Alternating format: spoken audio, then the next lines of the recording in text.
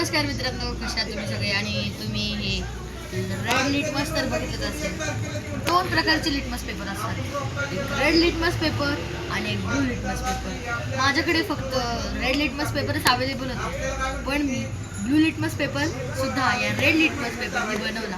कसा ते सांगतो. तर हा जो रेड लिटमस पेपर आहे तो आपण जर त्याला बेसमध्ये डिप केलं तर तो होऊन जातो ब्लू, आणि मग त्या ब्लू पेपरला सुकवलं की मग तो परत एकदा ब्लू लिटमस पेपर बनून जातो. आणि त्या ब्लू लिटमस पेपरला आपण ॲसिडमध्ये डिप केलं तर तो परत एकदा रेड लिटमस पेपर बनून जातो. असं आपण त्याला खूप वेळा रियूज करू शकतो. तर चला तुम्हाला मी ते दाखवतो. आता हे आहे एक बेस.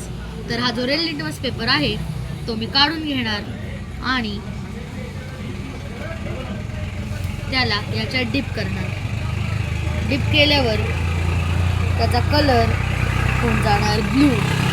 हा ब्लू कलर झाल्यावर आपण त्याला सुकायला ठेवायचा आणि सुकल्यावर तो असा दिसणार.